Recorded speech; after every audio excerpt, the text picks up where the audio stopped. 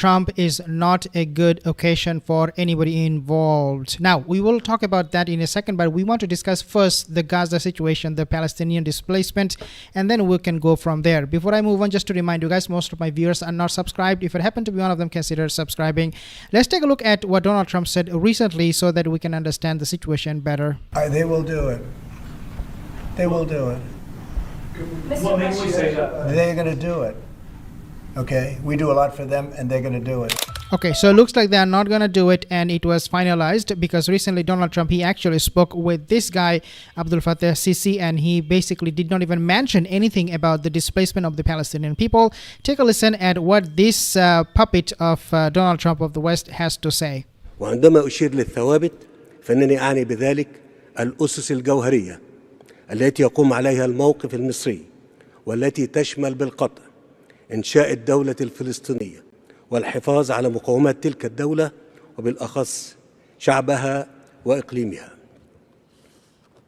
أقول ذلك بمناسبة ما يتردد بشأن موضوع تهجير الفلسطينيين، وأود أن أطمئن الشعب المصري بأنه لا يمكن أبدا التساهل أو السماح بالبساس بالأمن القومي المصري، وأطمئنكم بأننا عازمون على العمل مع الرئيس ترامب وهو يرغب في تحقيق السلام للتوصل إلى السلام المنشود القائم على حل الدولتين، ونرى أن الرئيس ترامب قادر على تحقيق ذلك الغرض الذي طال انتظاره بإحلال السلام العادل الدائم في منطقة الشرق الأوسط. Okay, so basically he did not make mention of the displacement of the Palestinian people when he talked to Donald Trump just a few hours ago. They had a phone call. Now, not only this, but also we are seeing widespread protests spanning all the way from Palestine to now in Egypt. People are coming out. Take a listen what they are doing here.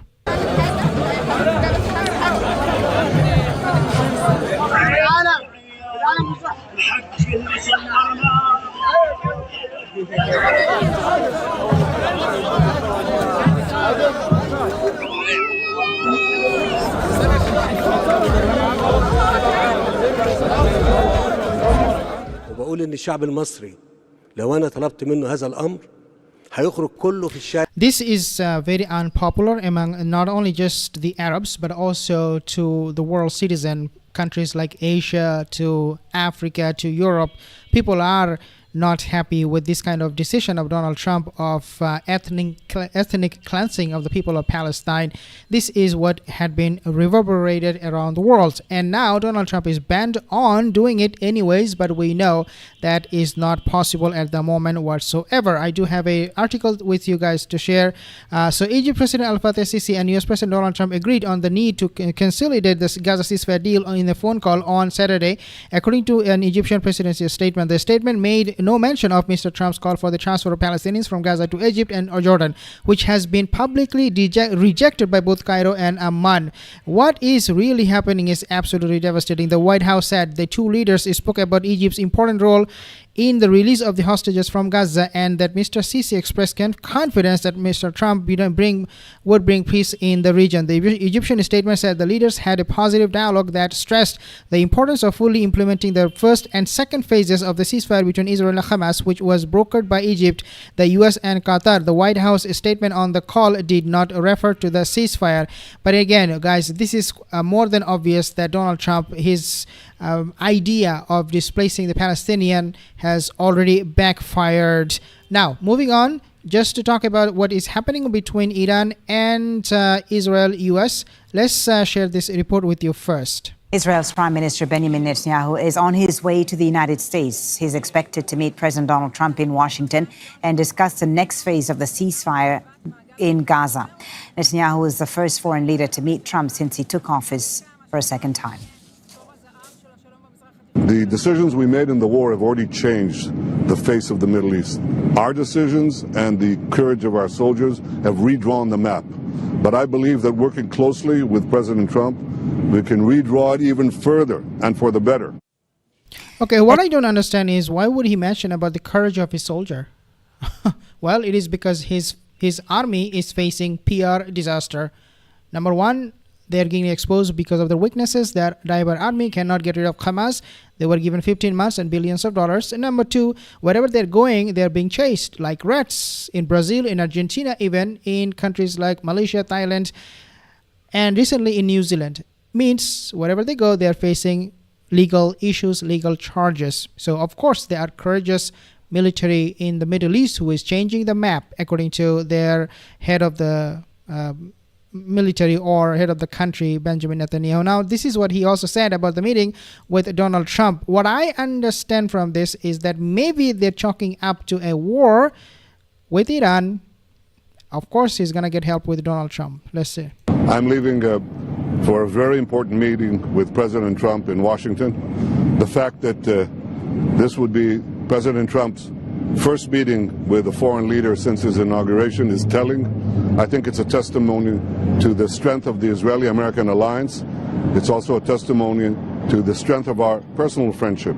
That friendship and that cooperation has already yielded important results for Israel in the Middle East, including the historic Abraham Accords that President Trump led and which brought four historic... Okay, so I believe that they will be discussing on a few very, very important issues. As he's saying, it is very, very important meeting. And one of the meetings discussion will be Saudi Arabia normalizing ties with Israel, with the Abrahamic Accord. And this is why perhaps he agreed to a ceasefire with Hamas in Gaza. We do not know the extent of the discussion, what it will look like, but definitely they will be talking about Saudi Arabia normalizing ties with them. Would Saudi Arabia do that? Looks like maybe not. It depends on Saudi Arabia, their mood. If they think that, yeah, we should be going with Donald Trump because that's how MBS can protect his kingdom, his power, then of course they will have no problem. Just like UAE, they have no problem supporting Israel. For Saudi Arabia, it will be the same situation. But there is one thing that is most likely going to be bothering this country, Israel, regarding Saudi Arabia's approach in the Middle East right now, and that is that they are now holding meetings directly. Ahmed al-Shara, we know the presidential or the president of Syria, de facto leader of Syria, he visited Saudi Arabia and he was invited actually by Saudi Arabia. That could be a problem for them. And on the table of discussion, obviously Benjamin Netanyahu will be talking to Trump about his desire to get rid of Iran, and Iran is also getting ready to actually counter any attack from Israel, but that will definitely be on the agenda when he will be talking with Donald Trump. And Donald Trump, he did want this nuclear strike on nuclear facilities of Iran to be avoided. He said, we do not want to do it. Rather, we will talk and see if Iran will agree to some kind of negotiation, and that way they will not have to face the military forces from US and also from Israel. But obviously we know that